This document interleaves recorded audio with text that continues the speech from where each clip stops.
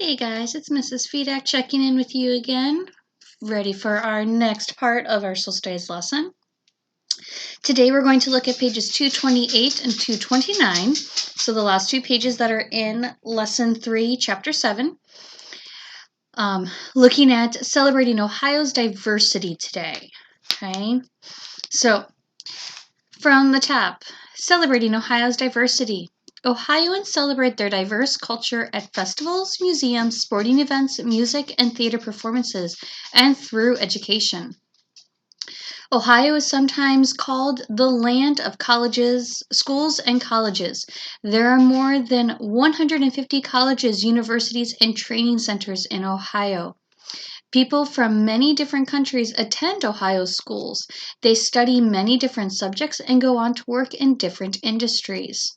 Now, we have talked about, now, backing up for a second, it says that there's 150 colleges, universities, and training centers.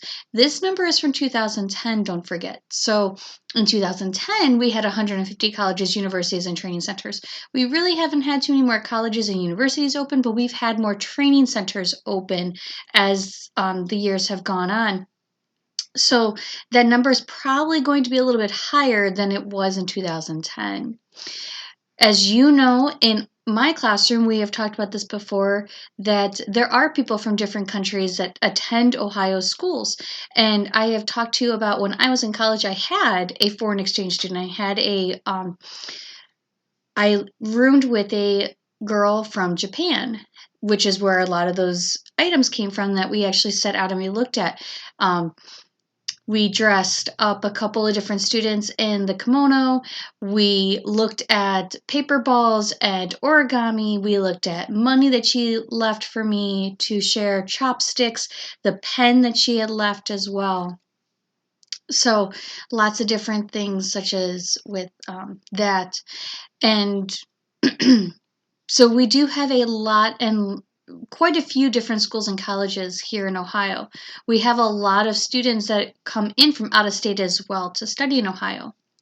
So continuing in our reading, music is popular in Ohio. The Cleveland Orchestra is one of the best orchestras in the world. The Cincinnati Opera is a leading opera company in the United States. I can tell you for a fact, Cleveland Orchestra is a world-known orchestra. Mr. Fedak and I both have a good friend that performs in the Cleveland Orchestra, and we go to see her once a year during the Christmas time to see the Christmas concert. But she actually told us about a time that she actually went and did a concert tour in Europe for the Cleveland Orchestra, and they sold out all their concerts. So they are very, very well known worldwide, which is very, very cool. And as we talked yesterday as well, music is a way for us to be able to show culture and customs, because each different country and group of people have different types of music. And it's great to be able to hear all those different types and explore those types as well.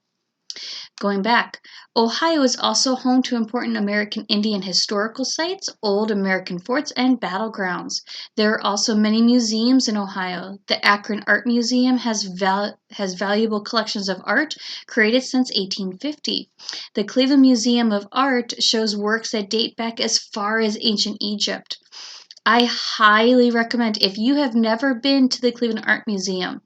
Now, unfortunately, we can't go right now because of our current situation. But this summer, I strongly encourage you to go. The Art Museum is a free museum that you can get into. You don't need any ID, anything. It's open to the public at all times to go and explore. Now, if they have special exhibits and things like that, you might have to pay for them. But in general, the Art Museum is beautiful. I encourage you to look it up as well. And I'm trying to remember if we have talked about this in class as well, but I know my favorite room at the Art Museum is the suit of armor room. They actually have armor and material and art and different and artifacts from the medieval time period in there, which is really, really cool to see. And So I highly, highly encourage you to go. We do have many. We've talked about the different historical sites. We've talked about some of the battlegrounds here. For example, up at Kelly's Island, how they have the Perry Fort up there, the Perry Monument that you can check out. So Cleveland's Kamar House has been an African American culture center for close to 100 years. Many African American artists perform there. The Ohio Hills Folk Festival in Quaker City is one of the oldest festivals in Ohio. It celebrates folk arts, including those practiced by the Quaker community, with crafts, races, parades, and food. Now, Quaker would be similar to like the Amish. Okay, so when we're talking about the Quaker community, we're talking about the like looking at Amish country. So kind of far out in that area. A week-long Lorraine International Festival is an annual summer event. It celebrates the diverse ethnic, religious, and cultural heritage of the international city. Ohioans come to this festival to sample food, watch musical performances, and learn about traditions from around the world. I was just talking to you about this on Monday. So if you remember, again, I have been here once. I look forward to being able to go another time. Great, great festival. Yes, you do have to pay to get in, and you'll have to pay for the different types of foods to sample them, but I still encourage you to go. Even if you just go to get in and to walk around, it gives you that opportunity to kind of see all the different cultural backgrounds that we have here in Ohio, which is great. United by sports. Sports is a great way to unite. Doesn't matter what country you're from, what cultural background you are, everyone can get behind you when it comes to sports. So, sports are also important to Ohio's culture.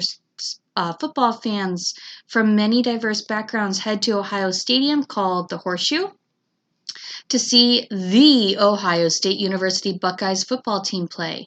Around the state, many people also attend Friday evening football games at local high schools. Those of you that are on JV teams, you could go on Saturday. And then I know our junior cards, I don't know exactly when you guys play, but another great time. Football is a great way to be able to connect. Ohioans might also cheer for the Cincinnati Reds, the Cleveland Indians, or the Cleveland Browns. No comment to you, Steeler fans. These are professional teams that play for the state of Ohio. So these are our primary, our big professional teams, as we know, but each of the different colleges and universities have football teams, so they all have games that are playing on Saturdays. They might be Division 1 all the way down to Division 3. But several different places that have football games, baseball games. I know it's not mentioned in here, but hockey is also, for those of you that are hockey fans. We don't have a soccer team that is Ohio-based, but I know several of you are soccer players, and you do have your soccer that you play as well. So, great way to unite. Doesn't matter what cultural background you are, everybody has some sort of sport, and we can all gather together to be able to be united. So these are just, there's nothing that is of super importance to be highlighting in this section. It's just a lot of really, really good information to know, because it's very important that we understand how to celebrate our diversity. Remember, we are all not the same, and that's okay. We all have different cultural backgrounds, and we want to appreciate those cultural backgrounds, and we're able to appreciate those through music, through art, and festivals, parades, all these sorts of different things that are available to us. And being here up in Cleveland, you have the most that you're able to experience through the orchestra and the art museum. We have the history museum that you can see. We have the Burrell Homestead, which is that house that's right up on top of the hill from the park. So lots and lots of ways to be able to celebrate diversity within our state.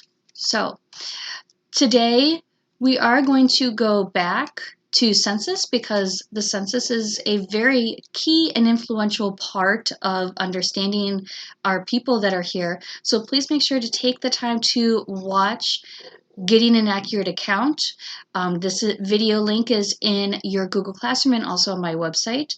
But again, it kind of emphasizes the importance of why we want to make sure to get those population counts, why we want to understand how many people we have in our state. And again, remember, knowing how many people we have in our state helps us with our schools and police and firefighters, hospitals, roads, all. Do we need more jobs? Do we need more of this? What else do we need to meet the needs and demands of our people? And so our state government takes this very, very seriously, along with our national government takes this very, very seriously. So please make sure to take the time to watch this video. It's a very short little video, as you can see, only 2 minutes long. And then Thursday, do a reread. I will post all 3 of our videos again, so then if you would like to review them, and then Friday is your spot check. So make sure to reread tomorrow the pages. Friday is your spot check. And that is all that I have for you today. Signing off.